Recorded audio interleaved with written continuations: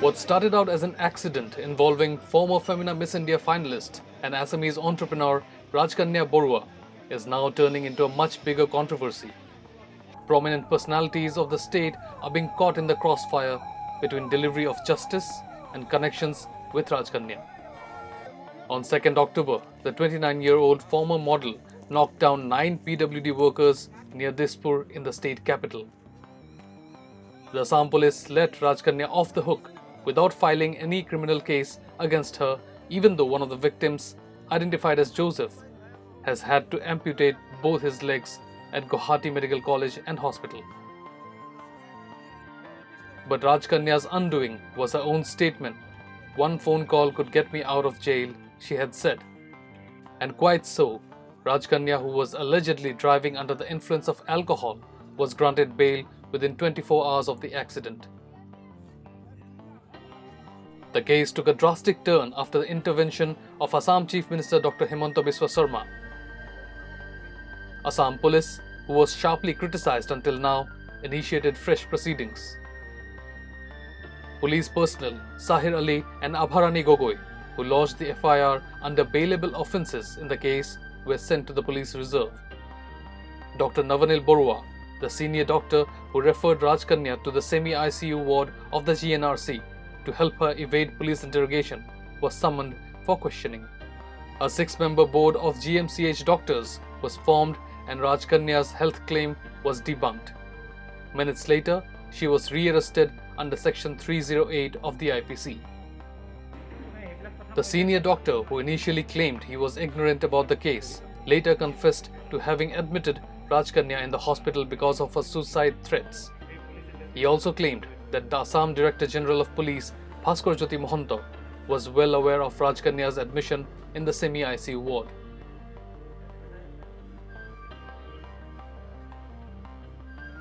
The DGP has dismissed the claim. Navanil Baruah, Dr. Navanil Baruah, মোক phone কৰাটো হয় 4 তাৰিখৰ দিনা তেখেতে এটা টেক্সট SMS কৰিছিলে মোলে কিবা বিশেষ কথা আছে মই চাব নোৱাৰিলো বহুত দেৰি পিছত কথা পতা হ'ল তেতিয়া তেখেতে মোক ক'লে যে এই ছোৱালীজনী কথা ক'লে এনেকে হ'ল আমাৰ ইয়াত এডমিশন লৈছে আৰু মোৰ তত্ত্বাৱধানতে বৰ্তমান আছে আপোনালোকে তেওঁক এৰেষ্ট কৰিব নেকি সেই বুলি সুধিছিলে তেতিয়া মই স্পষ্ট ভাষাত কওঁ হয় তেওঁক এৰেষ্ট কৰিম কাৰণ আমাৰ পুলিচৰ নিম্নবৰ্গৰ কিছুমান মানুহৰ দুখৰ কাৰণে এই মানে তেওঁ ওলাই যাব পাৰিলে গতিকে ডেফিনেটলি আমি তেওঁক এৰেষ্ট কৰিবলৈ গৈ আছো তেতিয়া মোক তেওঁ ক'লে যে এটা কথা তেখেতৰ অলপ সেলফ হাৰ্ম টেন্ডেন্সি আছে সুইসাইডাল টেন্ডেন্সি আছে গতিকে আপোনালোকে কাইন্ডলি এৰেষ্ট কৰিলেও যাতে সাৱধানতাখিনি লয় আমি তেতিয়া মই কওঁ যে হেতু কৰা হ'ব কিবা আইসিউত থৈছে নে কোট থৈছে কেনেকুৱা কৰিছে সেইবিলাকৰ বিষয়ে আমাৰ আলোচনা হোৱা নাই কেৱল সেইখিনি কথা পতা হৈছে আৰু তাকে লৈ পেলাই মই সেই দিনা আহি পেলাই আমাৰ স্পেশাল ডিজি ল এণ্ড অৰ্ডাৰৰ লগত আলোচনা কৰিছিলোঁ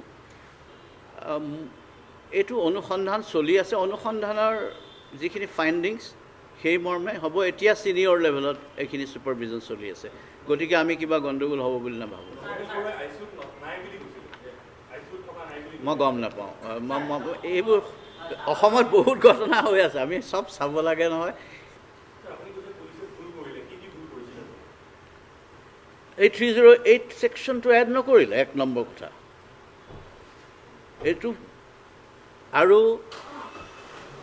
মই দেখিছোঁ সিনিয়ৰ লেভেলত সুপাৰভিজন হোৱা নাই কাৰণ এইটো এটা কেৱল এক্সিডেণ্টৰ ঘটনা নহয় এক্সিডেণ্ট বহুত হয় মই গম পোৱা মতে জ্যেষ্ঠ সিটি পুলিচৰ জ্যেষ্ঠ বিষয়াসকলক এই বিষয়ে জ্ঞাত কৰোঁতে সময় লোৱা হৈছে বহুত টাইম লৈছে বাই দ্যাট টাইম অলৰেডি ডিলে হৈ গৈছে 3 নম্বৰ কোৰ্টত প্ৰডিউচ কৰোঁতে এনেকুৱা এটা ঘটনা যিটো ঘটনাত দুৰ্ভগীয়া কেতবোৰ শ্ৰমিক শ্ৰেণীৰ ব্যক্তিক আঘাত কৰা হৈছে কাৰোবাৰ হেমাহিৰ কাৰণে কাৰোবাৰ অহংকাৰৰ কাৰণে কাৰোবাৰ মদমত্ত স্বভাৱৰ কাৰণে এই সময়ত তেখেতলোকে ৰাইট কাইণ্ড অফ ছেকশ্যনছবিলাক লগাই কোৰ্টত বলিষ্ঠ ধৰণেৰে প্লেচ কৰিব লাগিছিল, এইটো কৰা হোৱা নাই। Meanwhile, on Friday, the Chief Judicial Magistrate has sent Rajkanya Baruah to 14-day judicial custody, while Navanil Baruah was once again grilled at the Dispur police station on Saturday. Don't forget to like, share and subscribe to EastMojo. For any queries, put them down in the comments section below and press on the bell icon for notifications.